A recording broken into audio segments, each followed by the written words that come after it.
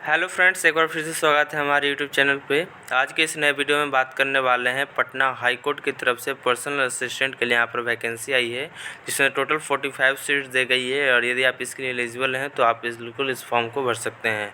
इस वीडियो में आपको फुल डिटेल्स में बताऊँगा क्या इसकी एलिजिबिलिटी क्राइटेरिया क्या है, कैसे आप इस फॉर्म को भर सकते हैं, कब तक इस फॉर्म को भरना है, कैसे क्या क्या डॉक्यूमेंट इसमें लगेंगे, फुल डिटेल्स में आपको यहाँ पर बताने वाला हूँ। तो जैसा कि इसमें देख सकते हैं, सबसे फर्स्ट नंबर लिखा हुआ है application, online application for the engagement for the post of the personal assistant. और इसका डेट दिया गया है 15 अप्रैल को यहाँ पर रिलीज़ कर दिया गया है और ये 5 मई तक चलेगा। तो इस फॉर्म को भरने के लिए सबसे पहले आपको इसका लिंक पर आ जाना है, जिसका मैं आपको प्रोवाइड कर दूँगा।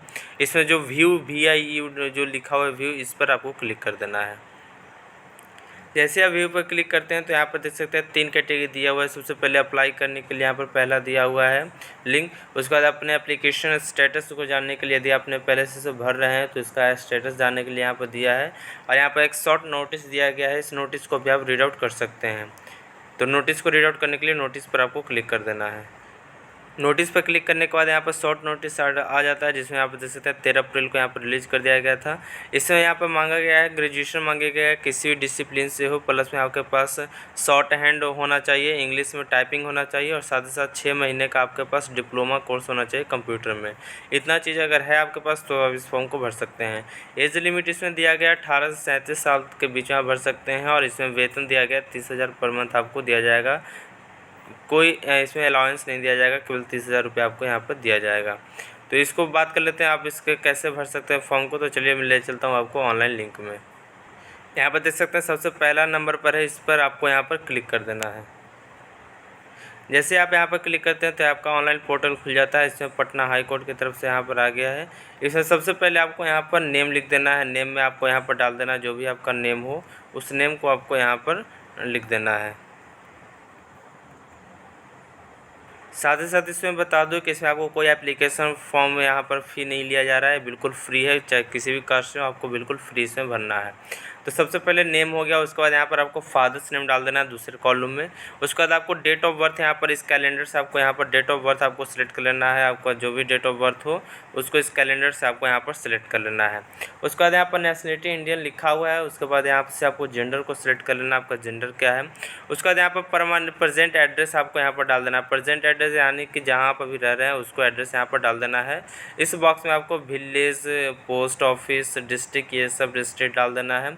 उसके बाद इसमें आपको यहाँ पर पिन कोड डाल देना है। आपको यहाँ पर पिन कोड डाल देना है। उसके बाद यहाँ पर स्टेट आपको सेलेक्ट कर लेना है कि किस स्टेट में अभी आप वर्तमान में रह रहे हैं। इतना करने के बाद इधर आपका परमानेंट एड्रेस है, यानी कहाँ से आपने पढ़ाई किया, कहाँ आपका परमानेंट एड्रेस है, उसके बारे में यहाँ पर पूछा जा रहा है। तो परमानेंट एड्रेस और प्रेजेंट एड्रेस दोनों सेम है तो आप सेम पर क्लिक कर सकते हैं। और यदि अलग अलग है तो आप अलग अलग भी इस फॉर्म को भर सकते हैं। उसके बाद यहाँ पर आपको मोबाइल नंबर यहाँ पर डालना है। मोबाइल नंबर डाल देना ताकि इसका कोई भी नोटिफिकेशन आपको जानकारी मिल जाए। उसके बाद यहाँ पर आपको ईमेल आईडी डाल देना है। उसके बाद यहाँ पर नीचे गिर जाना है। अब यहाँ पर एजुकेशन क्वालिफिकेशन यहाँ पर डालना है। तो सबसे पहले 10th में डालना है। तो 10th में यहाँ पर नेम ऑफ द एग्ज़ाम डालना है, यानी कि यहाँ पर आप मैट्रिक डाल सकते हैं। उसके बाद नेम ऑफ द बोर्ड या यूनिवर्सिटी का नाम यहाँ पर डाल देना है। यहाँ पर बोर्ड या यूनिवर्सिटी का नाम डाल देना है। उसके बाद यहाँ पर ईयर डाल देना है, किस साल आपने पास किया है। उसके बाद यहाँ से अपना डिवीज़न भी सिलेक्ट कर सकते हैं, आपका कौन सा डिवीज़न, फर्स्ट सेकंड थर्ड जो भी हो। उसके बाद यहाँ पर परसेंटेज मार्क्स डाल देना, आपका परसेंटेज मार्क्स कितना आया है। उसके बाद यहाँ पर सारे सब्जेक्ट को यहाँ पर डाल दें, कौन कौन सा आपका मैट्रिक में सब्जेक्ट है। सेम उसी तरह से आपको फिर यहाँ पर आपको 12th का भी डालना होगा। 12th का भी सेम इसी तरह से नेम ऑफ द एग्ज़ाम डालना है, बोर्ड, ईयर, डिवीज़न, परसेंटेज और सब्जेक्ट डालना है। ग्रेजुएशन भी आपको डालना है। ग्रेजुएशन पर तो फॉर्म निकला है तो इसको तो डालना है। Name of the exam, board, year, किस साल आपने पास किया, डिवीज़न, परसेंटेज और सब्जेक्ट, इतना डालना है। यदि आपके पास इसके अलावा कुछ अदर यदि आपके पास है, जैसे मान लीजिए पोस्ट ग्रेजुएशन भी अगर किए हुए हैं, कोई अदर इन्फॉर्मेशन है, आपके क्वालिफिकेशन है, तो आप इसमें आप इसको अदर में भी डाल सकते हैं। अदर वाले बॉक्स में आपको सेम इसी तरह से डाल देना है। उसके बाद आपसे पूछा जा रहा है वेदर प्रोसेस डिप्लोमा सर्टिफिकेट, क्या आपके पास डिप्लोमा सर्टिफिकेट है लास्ट लिस्ट कम से कम 6 माह का। तो इसमें आपको यस ही करना पड़ेगा, क्योंकि नो करेंगे तो इसमें फॉर्म को भरना ही नहीं है नो के लिए।